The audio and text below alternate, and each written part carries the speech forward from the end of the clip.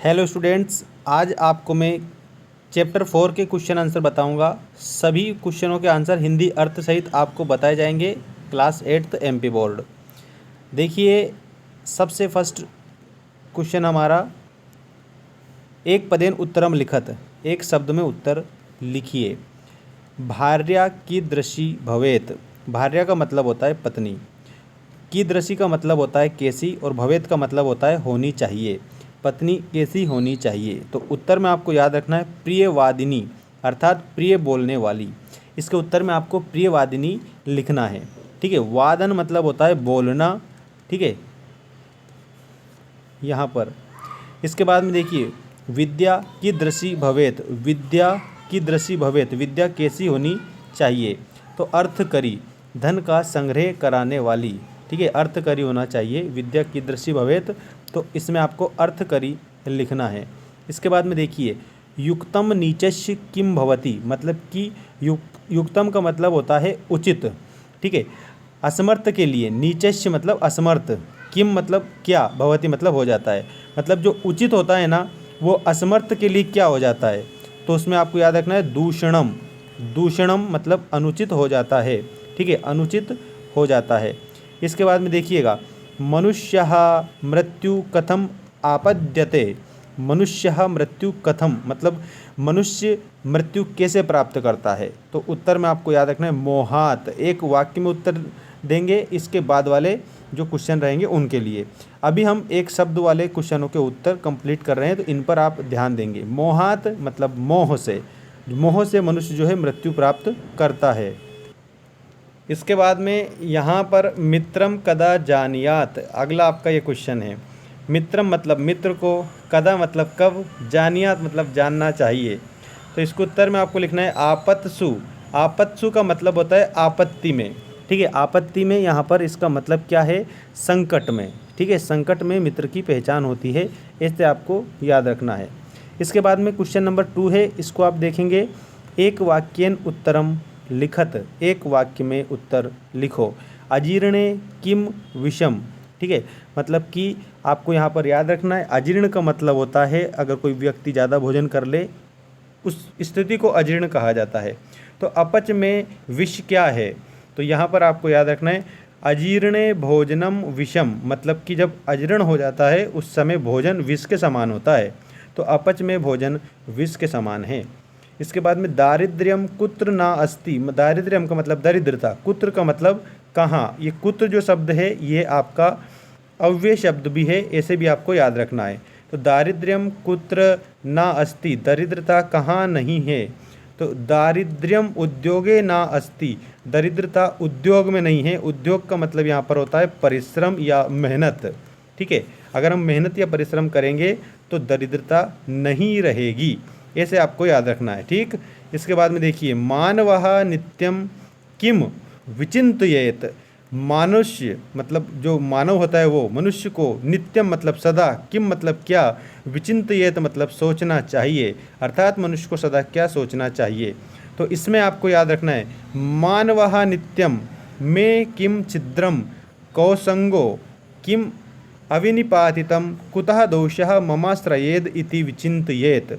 अब समझो आप इसमें, मानवः नित्यम मनुष्य को सदा, ठीक है, मैं किम छिद्रम मुझ में क्या बुराई है, को संगो क्या आसक्ति है, ठीक है, और किम अविनिपातितम मतलब कौन सी वह वस्तु है जो पतनशील नहीं है, कुतः दोषा कौन से दोष हैं, ठीक है, मुझ में कहाँ पर दोष है वे, ममाश्रयेद इति विचिन्तयेत।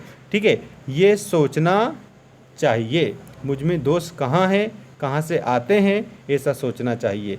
तो यहाँ पर आपको हिंदी अर्थ ऐसे ध्यान रखना है। वैसे हिंदी अर्थ आपको सिर्फ समझाने के लिए यहाँ पर बताया गया है, संस्कृत में ही आपको उत्तर लिखना रहेगा। मनुष्य को सदा मुझ में क्या बुराई है, क्या आसक्ति है, कौन सी वस्तुएं जो पतनशील नहीं है, मुझ में दोष कहाँ से आते हैं, यह सोचना चाहिए। ठीक है, और इसको उत्तर अजय संस्कृत में हमें ऐसे लिखना है, मानवः नित्यम में किम छिद्रम को संगो किम अविनिपातितम कुतः दोषा ममाश्रयेद इति विचिन्तयेत। इस प्रकार से आपको इसका उत्तर नोट करना है। इसके बाद में आप नेक्स्ट क्वेश्चन पर ध्यान देंगे। नेक्स्ट क्वेश्चन है गुणेशु का करणीयः करणीयम। गुणेशु का मतलब होता है गुणों के, ठीक है, कहा मतलब कि क्या, करणीय मतलब करना चाहिए, करणीयम मतलब गुणों के उपार्जन हेतु क्या करना चाहिए। अगर हमें गुणों की प्राप्ति करनी है, गुणों का अर्जन करना है तो क्या करना चाहिए। तो गुण जो है वो कब आते हैं, जब हम प्रयास करते हैं, मेहनत जब हम करते हैं तब गुण आते हैं। तो गुणेषु का करणीयः करणीयम, तो इसके उत्तर में आपको याद रखना है गुणेषु यत्नः करणीयम, गुणों के उपार्जन हेतु यत्न मतलब कि प्रयास, ठीक है, प्रयास करना चाहिए और नियमित प्रयास करने से सफलता अवश्य मिलती है।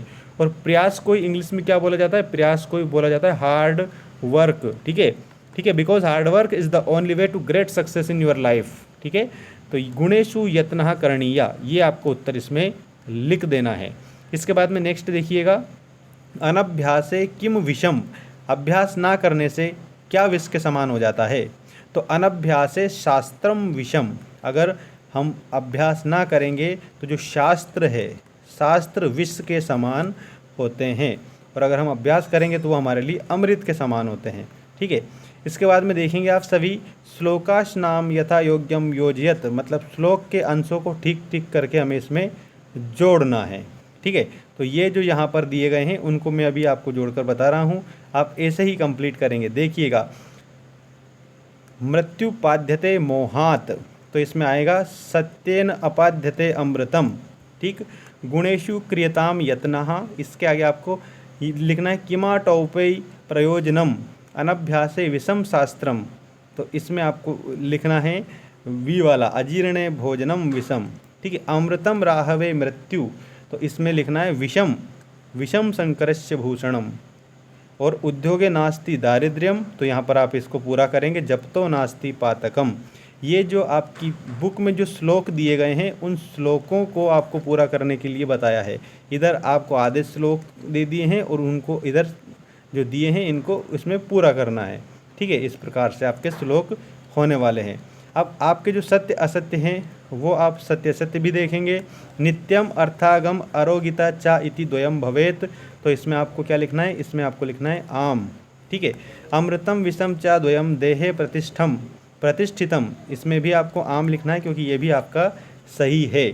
इसके अलावा आप नेक्स्ट क्वेश्चन देखेंगे, उद्योगे दारिद्र्यम अस्ति, तो इसमें आप लिखेंगे ना। इसके अलावा व्यसनेषु बांधवान जानियात, व्यसनेषु बांधवान जानियात, तो इसमें आपको लिखना है आम, ठीक है, मतलब कि ये ट्रू है। और इसके अलावा यहाँ पर आपको देखना है सत्येन अमृतम अपाद्यते, सत्येन अमृतम अपाद्यते, तो ये जो है आपका ये भी करेक्ट है। तो इसमें भी आप क्या लिखेंगे, इसमें भी आप लिखेंगे आम, मतलब कि सत्य होता है आम का मतलब संस्कृत में। तो इस प्रकार से आप सत्य असत्य कंप्लीट करेंगे। और अब यहाँ पर आप लोगों को विभक्ति और वचन के लिए 5वां क्वेश्चन दिया है, विभक्ति और वचन छांटने के लिए, ठीक है ना। तो इसको अपन और देखेंगे, इसके बाद में ख़त्म करेंगे क्योंकि सारे क्वेश्चन हमारे हो जाएंगे। देखिए, पद नीचस्य शब्द है नीचः, विभक्ति है षष्ठी और वचन है एक वचन। आपत्सु शब्द आपद रहेगा, सप्तमी विभक्ति रहेगी, बहुवचन का शब्द है। युद्ध है, इसका शब्द युद्धम है, सप्तमी विभक्ति एक वचन का शब्द है। क्षीणेषु क्षीणम इसका मूल शब्द है, सप्तमी इसमें विभक्ति है और बहुवचन इसमें आएगा। धने इसका मूल शब्द धनम है, ये सप्तमी विभक्ति का है, एक वचन का शब्द है। गुण दोषयो गुण दोषः, षष्ठी और सप्तमी दोनों विभक्तियां हैं, द्विवचन का शब्द है। निर्धनस्य मूल शब्द निर्धना है, षष्ठी विभक्ति का शब्द है, एक वचन है। मोने इसका मूल शब्द मोनम है, सप्तमी विभक्ति है और एक वचन है। इसी प्रकार से व्यसनेषु, व्यसनेषु का मूल शब्द व्यसनम है, सप्तमी विभक्ति है, बहुवचन का शब्द है। बांधवान इसका मूल शब्द बांधवा है, मतलब भाई बंधु, द्वितीय विभक्ति का शब्द है और बहुवचन का शब्द है, ठीक है। इस प्रकार से आपका ये जो चैप्टर था कंप्लीट हो जाता है, ठीक है। और चैप्टर का नाम मैंने आपको पहले ही बता दिया था, वैसे आपने पढ़ा है अच्छे से, मैंने कंप्लीट करवाया सारा आपको। तो नीति श्लोका नामक पाठ हमारा आज कंप्लीट होता है। इसके बाद में 5th जो चैप्टर है वो मैं आपको बताऊंगा नेक्स्ट वीडियो में।